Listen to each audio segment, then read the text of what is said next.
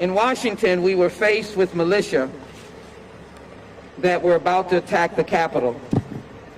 In the midst of that, we heard a stunning announcement from the state government, the governor of the state of Texas. It was stunning to members of Congress. We were texting each other. We could not believe it, that our state that has the highest number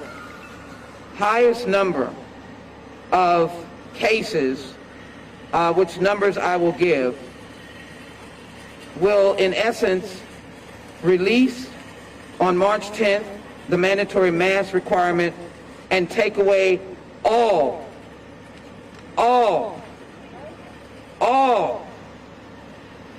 absolutely all requirements as of March 10th. This is an unbelievable act that we cannot even comprehend. This action will take a number of states back to dark days. Texas, Mississippi, Alabama will be some of the states that will be going back to the days of surge and infection and death. As of Tuesday in the United States, we were having 65,000 cases a day, the same as October 23rd and the same as July 23rd. That was when the surge was going on. Texas has 44,000 deaths from COVID-19 and 2.7 million cases.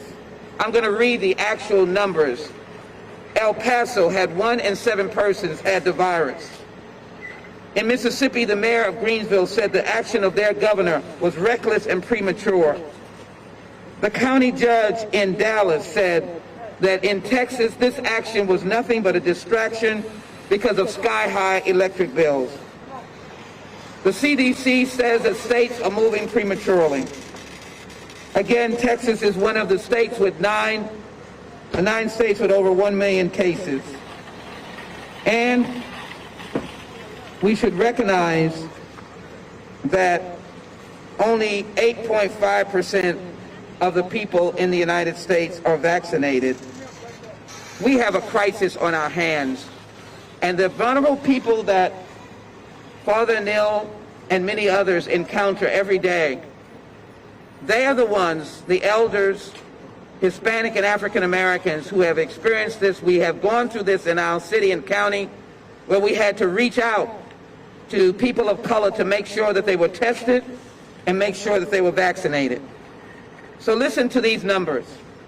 The Texas Department of State Health Services is currently reporting a total of 2,304,081 cases of COVID-19 in the state, which includes an estimated 153,643 active cases.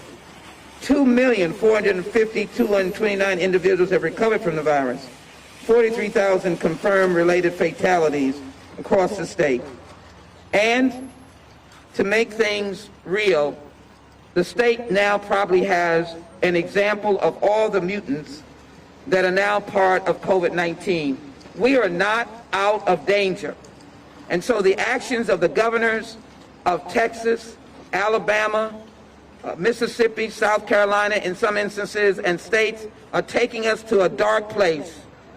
It is a significant wrong action to provide the playing field and to strangle the players, for them not to make a touchdown, not to be able to dunk a ball, not to hit a home run, by taking the mandatory mask requirement off, telling our local communities that the only way that you can restore it if hospitalizations go up, well, people get very sick and they're at home. And so as a member of the United States Congress, I'll be meeting with the Presidential COVID-19 Task Force this week. And I believe there should be penalties for states that are not complying with CDC requirements. The President of the United States that is now providing to this nation $1.9 trillion as it gets voted out of the Senate to help America, to help these people. asked us to maintain our masks for 100 days. And what do we have here in this state?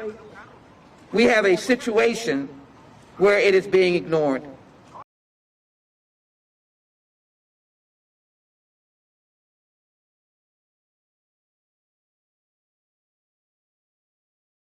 The biggest stories the moment they happen from around the globe. Subscribe to Bloomberg Quick Take now for insight in an instant.